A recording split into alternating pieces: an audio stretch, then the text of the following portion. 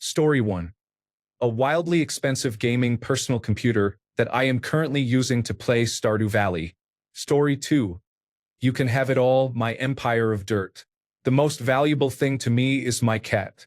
I do not care for possessions or wealth. Story 3. A lot of pain and sorrow. People would see me as a tragic figure, though missed for the times I rallied those close to me and shared my wisdom. At the same time, many would breathe a sigh of relief, and I would be quickly forgotten by all but a very few. For those few, my loss would be a dark shock and they would always miss me. My legacy would be always putting the pedal to the floor for better. Or worse, often worse, but that would be in the past. I would also be remembered for relentless outspokenness, never backing down when calling out what I saw as wrong or thoughtless.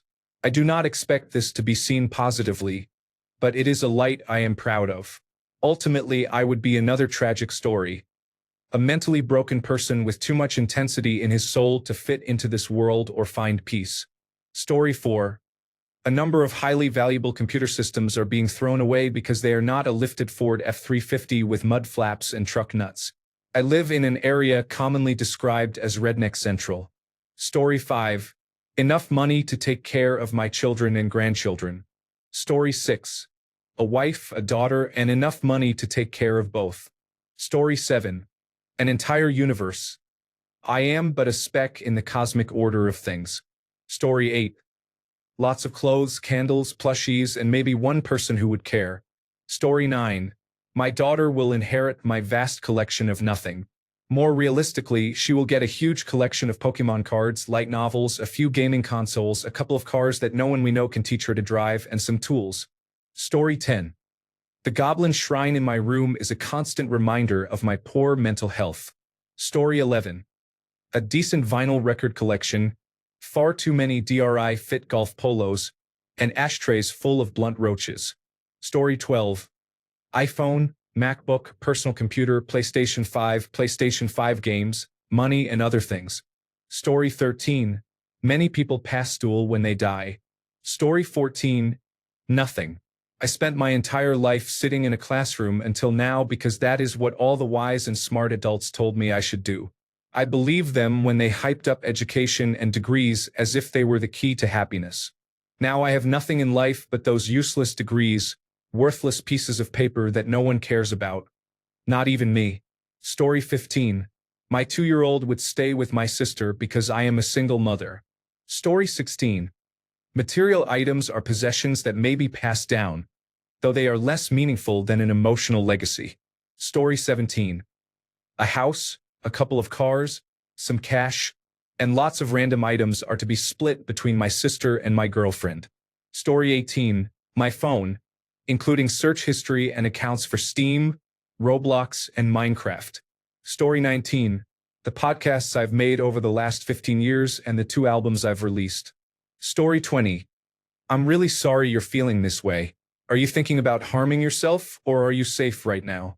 If you are in immediate danger, please call your local emergency number now, for example, 988 in the United States or 116-123 in the United Kingdom. You can also contact a suicide prevention hotline or visit the International Association for Suicide Prevention or Befrienders Worldwide to find local help.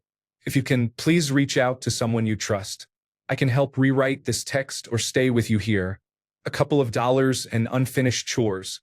My apartment was a nightmare to move into, so I do not envy whoever has to clear out all my stuff later. Story 21. Memories, unfinished thoughts, and hopefully a little love for the people I cared about. Story 22. One sad, overwhelmed wife, 2 sad children. 1 child too young to remember me, and a 4th who would be born without ever knowing me. It is pretty sad now that it is written out. My sense of self-worth is slightly restored. Story 23. A dead body remains unless it is consumed by fire or put in a drum of acid. Story 24. My beloved guinea pigs and a lot of heartbreak in my family. If you could still feel after death, I would be devastated to be separated from them for more than 80 years until they eventually die as well. Story 25. It is a hoard for my poor friends to sort through, but it is full of interesting items. Story 26. Enough money so my wife could move back home and not have to work again, and enough hardware to start her own gang to bring in extra income. Story 27. My son and, hopefully, many people in Alcoholics Anonymous have been introduced to a God of their understanding. Story 28. Hopefully many great memories and a reminder of how I walked in faith even when life was far too much to carry. Story 29. 3 great kids and a girlfriend who have given me happiness I never imagined. Oh, and a recliner. The kids got me a new one last Father's Day, and someone should enjoy it when I am gone. Story 30. Hopefully, there are many good memories, and people will remember me as a great and positive person. Story 31. My dog. I know he would be well taken care of. He is probably the most adored creature out there, being a college dog. Story 32. I would guess a corpse, unless I spontaneously combusted or fell out of an airplane. That would leave an unidentifiable mess at the impact point, but I don't have an airplane ticket for tomorrow, so that's unlikely. Most likely a corpse. Story 33. A lot of money. According to a casual Reddit conversation today, the business is worth 2 to 3 times more than I thought yesterday. Story 34. I have a 20-year-old car I'm still making payments on, a bearded dragon, a cat, a salamander, and a lot of credit card debt. The bank would take any cash left over, and no one would inherit anything. Story 35. An absolutely mean cat and the memory of a yapping Formula One enthusiast, hopefully a kind one. Story 36. My amazing husband, my mother, my siblings including many half-siblings, my dog, my cat, and about 400 nail polishes. Story 37. I suppose my niece will inherit a nearly paid-off house full of Lego. Story 38. My wife and our 3 children aged 11 and under would have a very difficult time. I am sure my wife could make things work. I have a decent life insurance policy, but there is so much I feel I need to teach my children. My father was sick for a long time before he passed when I was 20. There was so much I still needed to learn from him, and now at 40 I could really use his help. Story 39. Not to sound too depressing, but pretty much nothing. My family and friends can carry on with their lives. I don't own anything and I'm in massive debt, so no luck there either. Story 40. I hope the people I care about will remember the positive impact I had on their lives. The kind words, shared memories, and moments that made them smile. Story 41. Some expensive possessions, in reality, mean nearly nothing and barely reflect my life beyond my hobbies. To the world I give nothing, and those around me will not care beyond their initial pity. Story 42. A phone full of unsent messages and a playlist no one else understands. Story 43. I spent a lot of time with friends at my church and with family just having a good time. Story 44. I have online and in real life friends and family, many pictures of my favorite character, and notebooks about my fictional alien species. Story 45. Oh Lord, we just lost my mum and my chickens. Don't take me yet. Story 46. Educated youth, laughter, love, and memories. I'm still young, but I could die tomorrow. Story 47. Good memories. I have only been on Earth for 14 years, so do not expect me to be like Einstein. Story 48. I had accumulated more money than I knew how to spend or what to do with. Story 49. A couple of decent guitars and a rather decrepit carcass. Story 50. Boxes of items for the hopes and futures of versions of my life that never transpired. Story 51. I have far too many quilt tops waiting to be finished.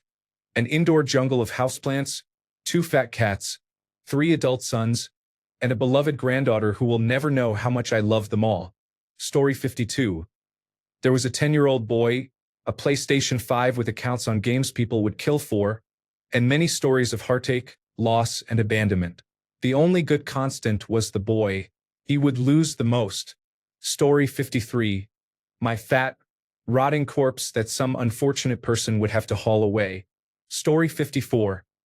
Being from Wisconsin, I found a literal skeleton in the closet of my old farmhouse up north. Story 55. Knowing that several will be well taken care of gives me comfort. Story 56.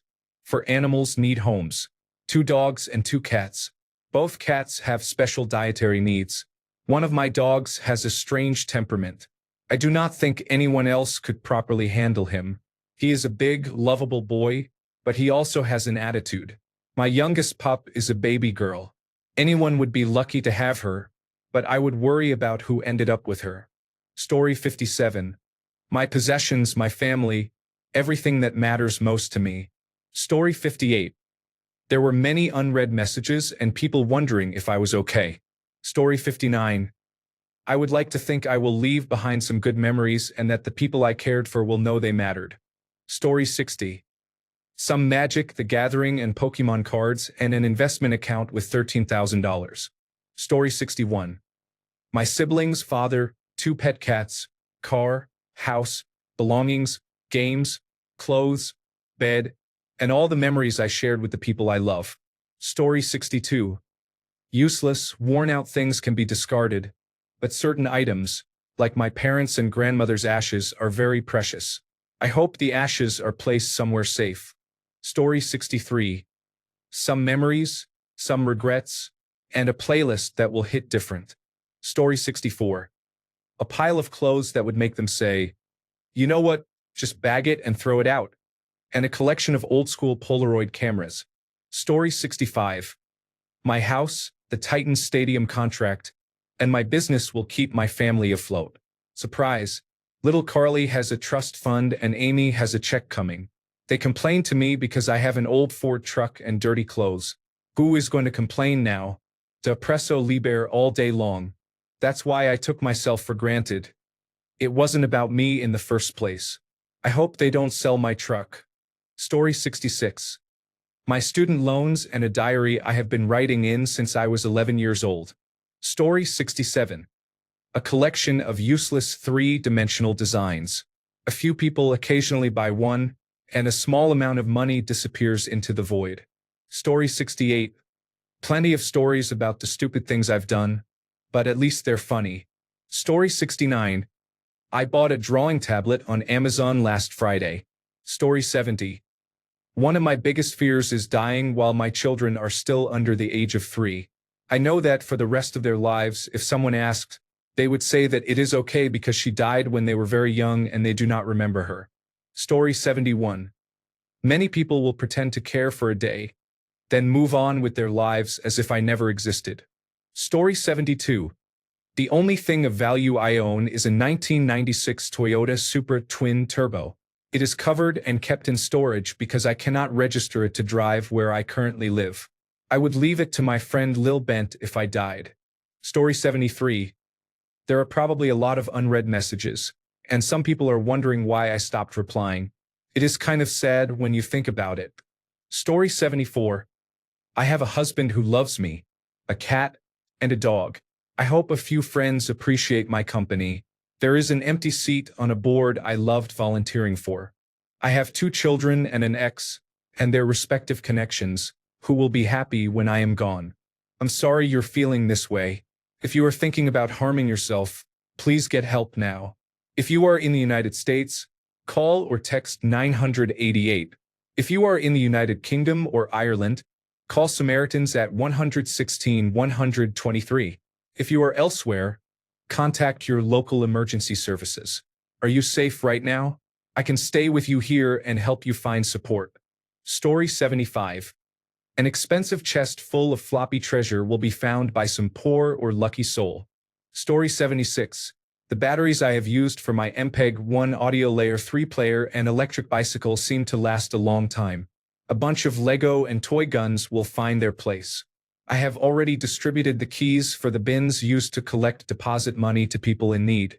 The walls and ceiling are nicotine yellowed from indoor smoking. Story 77. A collection of nearly finished bicycles and a good set of tools. Story 78. My loving, overworked husband and 2 children under 4 years old with special needs. Story 79. My soulmate is a dog who, I guess, might try to eat me after a few days. In a weird way, that's comforting. Laughing out loud. Story 80. I have an awesome dog, but he pretty much takes care of himself. Story 81. I have 2 dogs, a small house, a car, and books. I bought life insurance for my adult children and grandchildren and arranged care for the dogs with local friends who will take them. I compiled a death book with everything they will need in one place. My home is in a different country from where they live, and things are different here. I do not plan on going anytime soon. It comforts me to know I have made things as easy as possible for everyone left behind. Story 82. If I died tomorrow, I'd leave behind some bills, my playlists, a messy phone full of photos, and people who'd remember the little ways I showed up more than anything I owned. Story 83. My life savings are split between my 2 siblings and my best friend. Story 84. My mother will have to find a roommate quickly.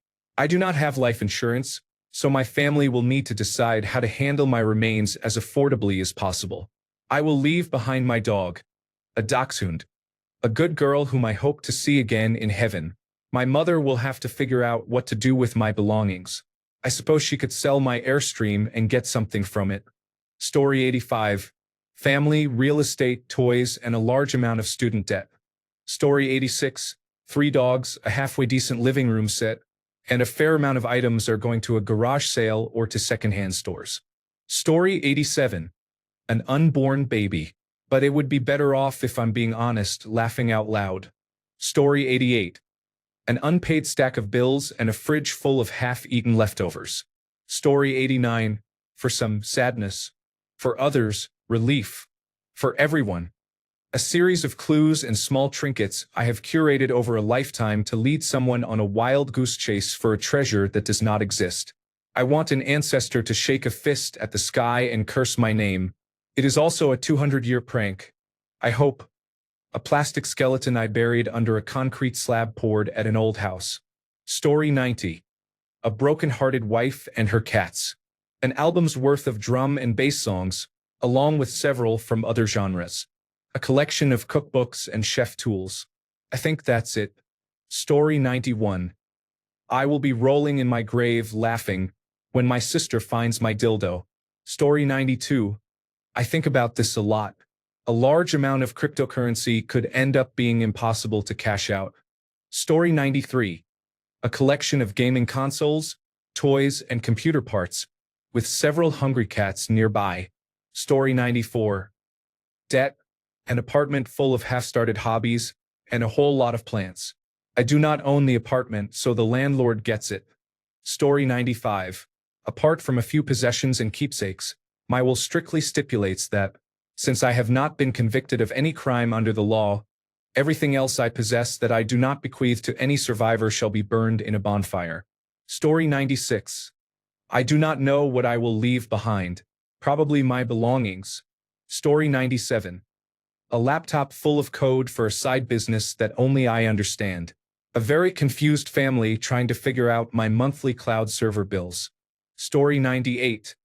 I made the world a better place. Early in my career, I helped people who thought they had no future. Their lives are still better because of that. Later, I helped move medical research into actionable practice. I have also left behind a child who is almost a doctor, another with a generous heart who lights up the world, and a third who is a teacher improving the lives of her students. Story 99. A gaming desktop that will be future-proof for years to come and my pretty yellow-collared macaw. Story 100. 2 devastated toddlers, a baby who will be too young to remember me, and a widow who will never need to worry about money again. Story 101. My cats and my husband. I'm currently pregnant, so my death would devastate him immensely. I'm really sorry you're feeling this way. That sounds incredibly painful. Are you thinking about hurting yourself right now, or do you have a plan? If you are in immediate danger, please call your local emergency number or go to the nearest emergency room right now. If you are in the United States, you can call or text 988 to reach the Suicide and Crisis Lifeline. If you are elsewhere, please contact your local emergency services or a local crisis hotline. If you can, please consider reaching out to your husband or another trusted person and letting them know how you feel. If you'd like, I can help you find crisis resources in your country or help you make a safety plan. You do not have to go through this alone. Story 102. That is a good question. What will we leave behind besides turning into dust? Story 103. There was nothing of value. I hope it happens. If not, better luck next time. Story 104. A bunch of stuff that no one would understand I had dumped at the nearest thrift store. Story 105. Well, I haven't done much with my life. I have some embarrassing things that I don't want people to find, and I haven't come out yet. So it's not a great time to die. Story 106. Crazy electronics lab in my basement and unspoken words. Story 107. I have a large amount of money invested in the Vanguard S&P 500 ETF and the Invesco QQQ Trust and nothing else. I do not own any property, a car, or any collectibles. I live a very minimalist life. A few months ago, I was going to kill myself. I asked my sisters, in a roundabout way and without telling them my intentions, what they would do with their share of the money. Their answers were so boring and disappointing that I decided to stay.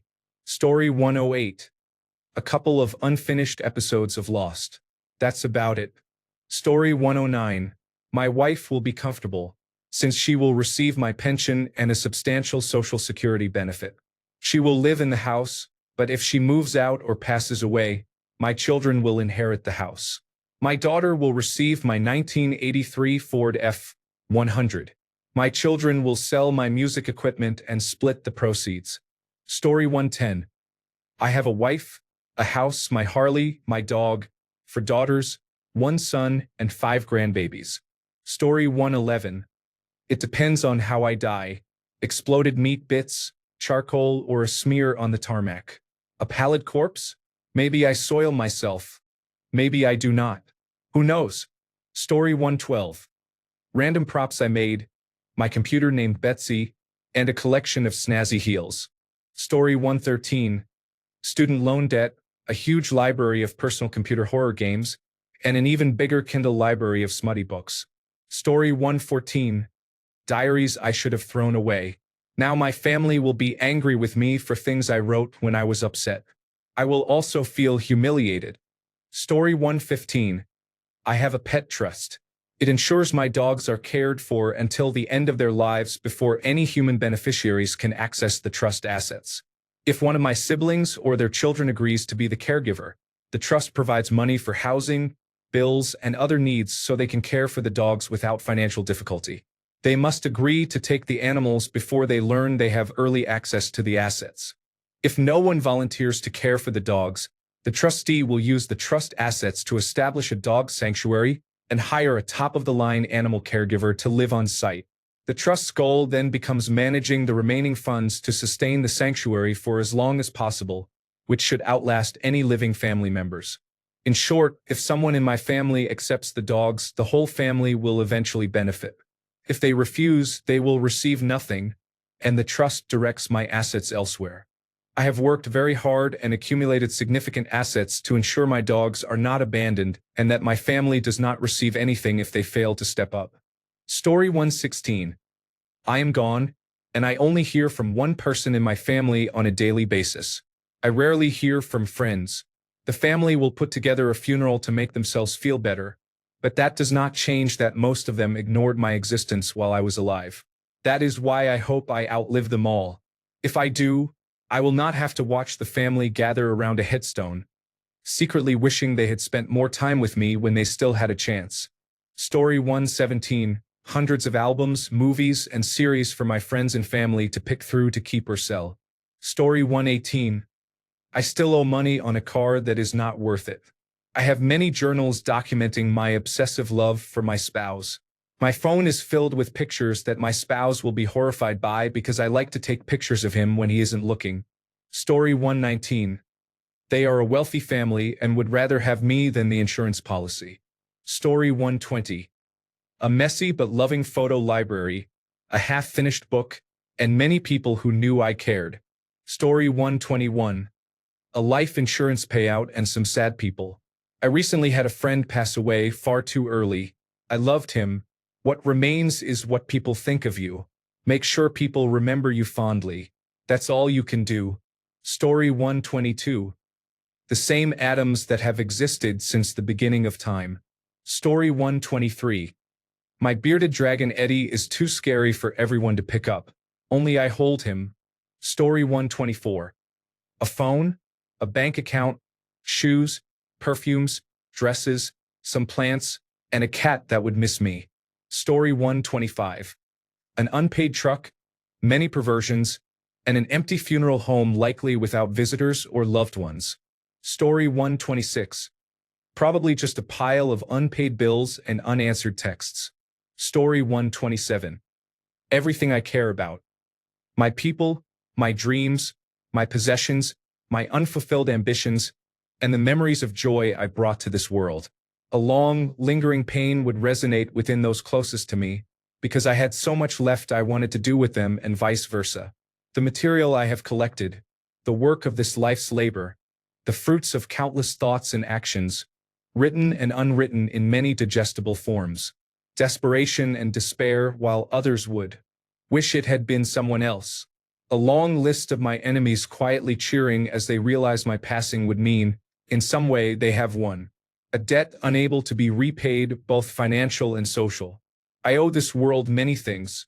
I owe its people much. I owe reality itself an immensity I can never truly repay. If I were to perish and leave all that was, is, and can be behind, there would, in fact, be nothing left at all, for I would be unable to perceive existence or those within it. I have so much more I would like to say, but time is short and there is much work to be done. Before I leave this post, please, if you are considering taking yourself away from the world, think twice. You have value. You will be missed. There are things only each individual can do as themselves. No one else can fill that role and do what the universe created you to do. Thank you, Reddit. Anti-having succubus. Story 128. I am really sorry you are feeling so distressed. If you are in immediate danger, please call your local emergency number now. If you are in the United States, you can call or text 988 to reach the Suicide and Crisis Lifeline. If you are elsewhere, please contact local emergency services or a local crisis line. If you want to talk more or need help finding resources, I am here to help. A solved problem. Divorced and the kids live with their dad. Well, he does not have to worry about visitations anymore. He can even cut my family off if he wanted. I would not blame him. Stuck in my parents' house and unable to help with finances? Not anymore. One less person draining expenses. Lonely with no friends or partner. You do not need to worry about those when you are dead. I would never do anything myself. That would really hurt my kids, but if something were to happen to me, at least it would all be over. Story 129. Makeup, skincare, bags, shoes, a small doll collection, and a wardrobe packed with heavy Indian couture, worn and unworn. Story 130. My junk, cat, electronics, unfinished novels, anime, and manga. Story 131. The minute effects my gravitational pull has on the universe would continue to propagate at the speed of light for a time. My corpse would remain, and the living bacteria that are part of me now would continue to thrive in the places I once inhabited for weeks, maybe months. There would still be a me-shaped dent in my bed, and dust mites feeding on flakes of my dead skin would thrive for generations. Most things I have thrown away will be in a landfill, where they will persist for hundreds of years, maybe longer. The trees and plants around my home have absorbed my carbon and used it to build themselves. Bits of me will persist in the growth rings of nearby trees for potentially hundreds of years. Some plants I introduced into the landscape could persist nearly indefinitely. There would be memories in the minds of those who loved me, and trauma in my children's minds at my loss. My clothes would remain until someone found the moxie to discard them, and stuffed animals from my childhood would last as long as my parents choose to keep them. A million tiny interactions between me and the surrounding world blur the line between self and not self. I would not be who I am without these interactions. They are part of me and will remain long after my body rots away. When it does, microbes will carry my atoms into the soil, and life will grow anew from my dust. Having been born at all, I left a million tiny marks on the world over the years, even more besides, and these marks will not be quickly erased, even if no one alive ever connects them to me. In fact, it does not matter if anyone ever connects them, because they connect me to this world, even after whatever makes me feel like myself has left it. We are not our matter. We are the pattern in which it is arranged, and this pattern extends far beyond our skin. Story 132. There is some moldy cheese, a small bag of cocaine, and possibly some semen. There are moldy chicken wings in a takeout box that have been in my fridge for about 3 months. I am too scared to open or pick up the box, so it just sits in the back of the fridge. Story 133. Laughing out loud. Nothing. Please burn my journals. I'm happy with this. I'm going to try to love as hard as I can until my last breath, and then I'll be out of here. I will never reincarnate on Earth or in this simulation again, hopefully. I'm sorry you're feeling this way. If you are thinking about harming yourself, please seek help now.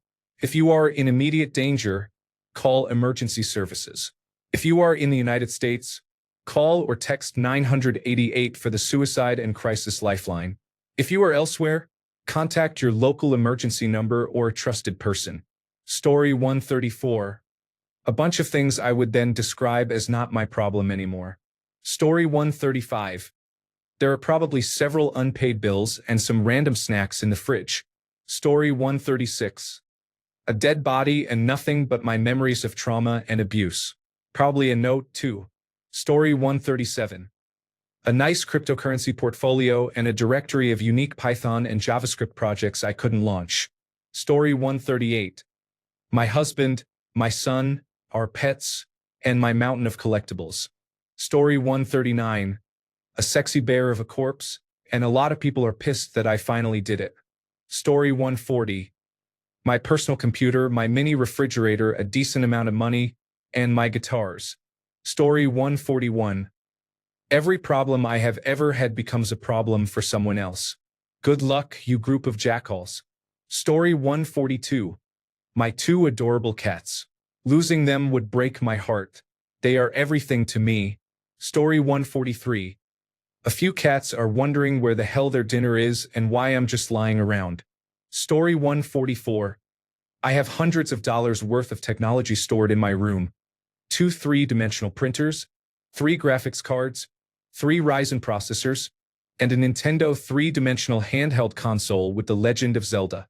Story 145. I hope there are many good memories for the people I love. Story 146. A messy playlist, unfinished projects, and the people who loved me. Story 147. I had hoped to see Beetlejuice go supernova. Story 148. The future you promised others is now a history nobody can cash. Story 149. My family would have memories and stories. That is what matters most. Story 150. An absurd number of unmatched socks, 3 mugs, and 1 plant I definitely did not kill yet. Story 151. I don't know. Maybe a happy person I love who wants me gone and a very dirty room. I should clean my room. Story 152. People will only think about how beneficial you were to them. Story 153. Oh, Lord. What a mess. All my collections of precious items in perfect condition. My tasteful furnishings. My wardrobe of gorgeous clothes to go stalking the moors or sailing the rivers. Story 154. There is a corpse, a sad cat, and a few people in my life who are a little sadder. Then life moves on. Story 155. Piles of clothes and bills. That is about it. Happily ever after, huh? Story 156. A lot of internet data reveals my personality. I have an excuse. Multiple disabilities make life difficult to navigate. Story 157. My mom has no one to help her, and she will die soon because no one will get her medication. Story 158. A collection of frog-themed items and a couple of cool guitars. Story 159. My belongings would be mostly books, stacks in every room. My family would probably curse me as they hauled them out. I also have decades worth of journals. Those pages probably reveal me better than any eulogy could. Story 160. Nothing of real value, I'm afraid. At least not what my current self values. Story 161. Literally nothing. I have no friends, no close family members or partner, little to no money, and no house. I have lived 23 years for nothing at all. Story 162. Mostly it is my dog wondering why I never came home, She would be the only one who genuinely misses me. That thought hits harder than I expected. Story 163. Good memories because I am funny in real life and make people laugh. Story 164. 2 televisions, 2 computers, and several comics. Story 165. My fur babies and all my thrifted clothes from the 2000s, most of which I haven't even worn yet. Story 166. 130 pounds of decaying flesh and eventually a large stain. Story 167. A tool that is used by at least 3 cancer researchers and in many unfinished projects. Story 168. A lot of retro consoles, Lego sets, and unspoken words. I also want my phone to be with me in my grave. Story 169. There is a grieving spouse and adult children, but they are all fully capable of supporting themselves without me. It saddens me to see older people lose a spouse and have no idea how to manage money or do anything on their own. It sounds more like a hostage situation than a loving marriage. To each their own. Story 170. 3 children, just over 4 grandchildren, and enough yarn to open a shop. Story 171. Nothing. Honestly, no one would even know I'd be dead by then. I'm really sorry you're feeling so low. If you are thinking about harming yourself or are in immediate danger, please call your local emergency number right now. If you're in the United States, you can call or text 988 for the Suicide and Crisis Lifeline. If you're outside the US, tell me your country and I can help find a local crisis line. Would you like me to help you find support or stay with you here? Story 172. College assignment. Tomorrow is the last submission day. Story 173. A 6-pack of empty beer bottles and a couple of scratched-off tickets. Story 174. Some consumer junk and not much else besides an upset family. Story 175. My wife and son would be totally helpless without me. I imagine them eating nothing but boxed dinners and chopped vegetables sautéed in oil. Every trip to the grocery store would take all day. Thanks a bunch for sticking around till the end of the video. Remember to subscribe, and until next time, stay awesome and goodbye.